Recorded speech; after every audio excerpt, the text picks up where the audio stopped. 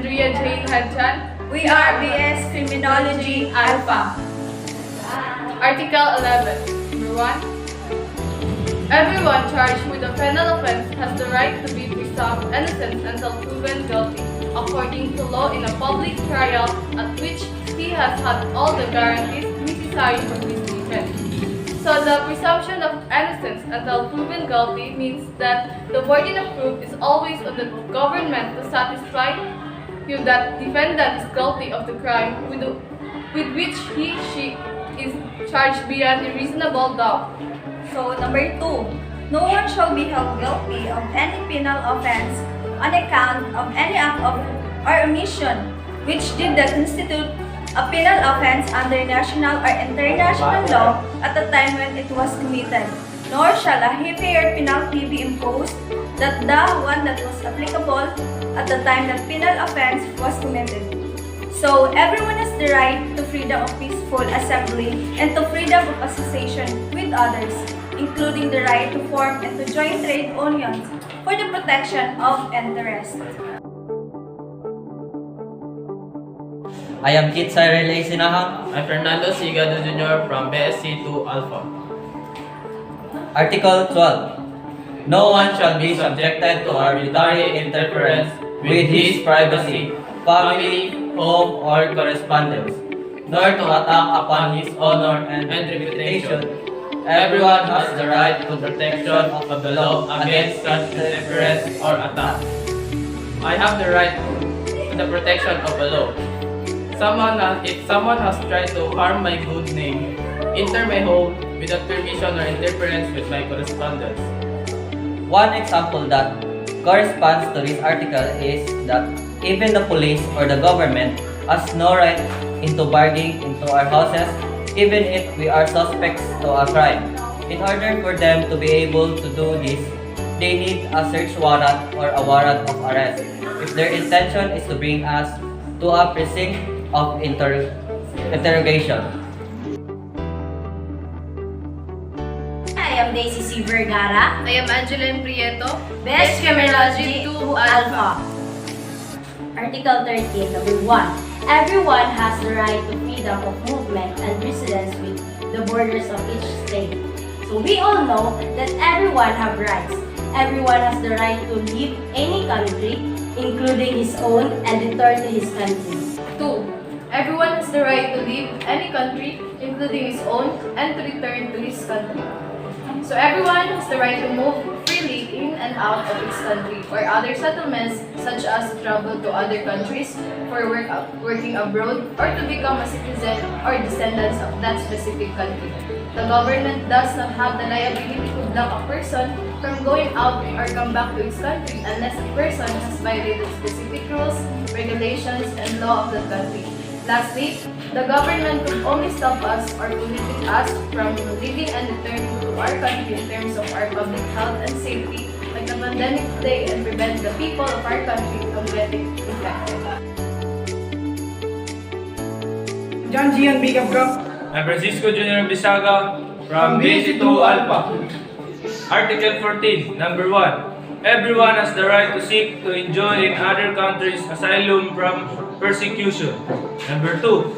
This right may not be invoked in the case of prosecutions genuinely arising from non-political crimes or from acts contrary to the purposes and principles of the United Nations.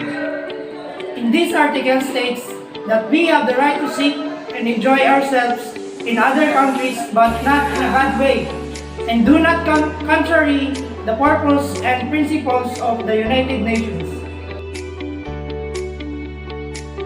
Today, sir, I am Rico Nuñez. Article 15. Everyone has the right in nationality. The right to a nationality is of paramount importance to the realization of other fundamental human rights. Possession of a nationality carries with it diplomatic protection of the country of nationality, and it is also often a legal or practical requirement for the exercise of fundamental rights. Consequently, the right to a nationality has been described as the right to have rights. Number 2. No one shall be arbitrarily deprived of his nationality nor denied the right to change his nationality. In number 2, we are talking about citizenship. It includes the rights and obligation of a person, organization from his or her citizenship. Since the existence of citizenship, rights and obligation is relevant from the point of view of domestic law.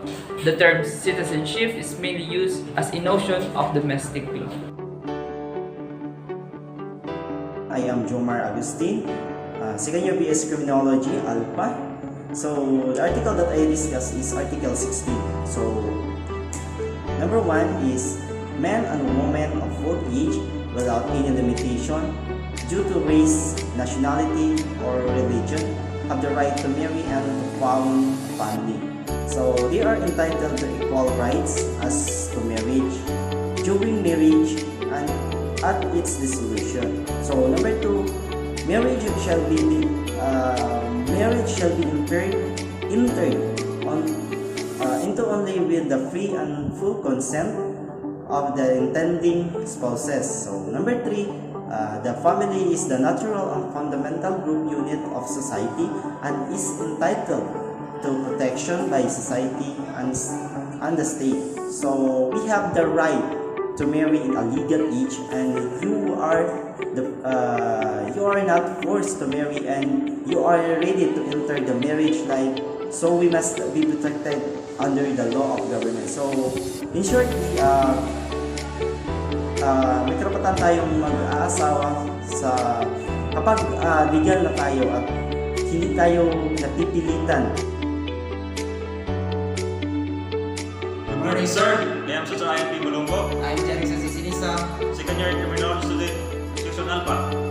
Article 17. Everyone has the right to own property alone as well as association with others. Means that each individual has the right to own property either individually or collectively with others.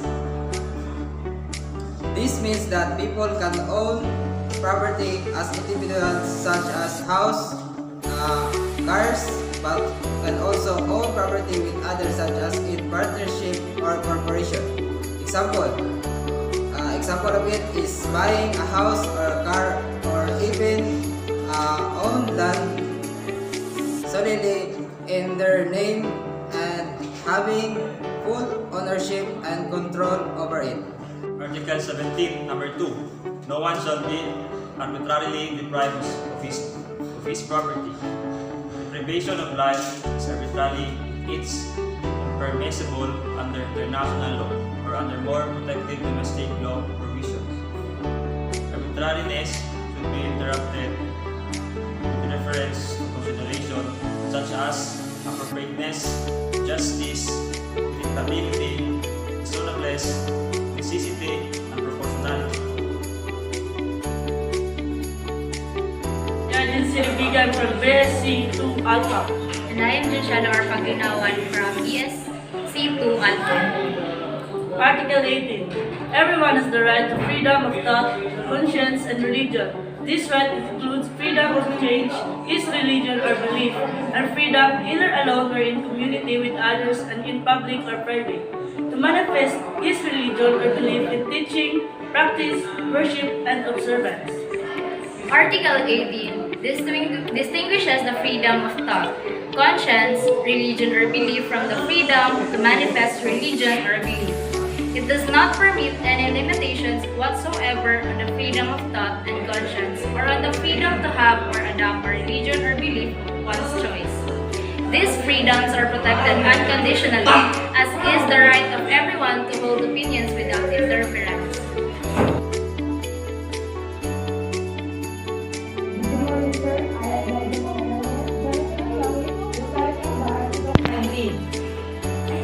Everyone has the right to freedom of opinion and expression. These rights include freedom to hold opinions without interference and to seek, receive, and impart information and ideas through any media and regardless of frontiers. These rights underpins many others such as religion, assembly, and ability to participate in public affairs. But freedom of expression is not unlimited. Although individuals enjoy the same rights online as offline, states are also censoring and sometimes criminalizing a wide range of online content, vague or ambiguous, low prohibiting it. and no one should be deprived of the right to express their opinion, regardless of their identity. On the other hand, we should all be entitled of this right, our right to choose our rights to express our opinion. For instance, our right to critique our government. It is our right to voice out our opinion and to go against the government if needed. I am Jeraisel Angos I am Raffy Opong. from BSc 2 Althea. Article 21. Everyone has the right to freedom of peaceful assembly and association. So, every person has the right to freedom of association with others, including the right to form and join trade unions. 2. If one may be compelled to belong to an association, for this is Article 20, if one may be compelled to belong to an association in the work of the first in the right way, then there is freedom association employees. Right protection of the labor right include an employee's right to take part in collective bargaining, to form or join a union of the protection of labor rights.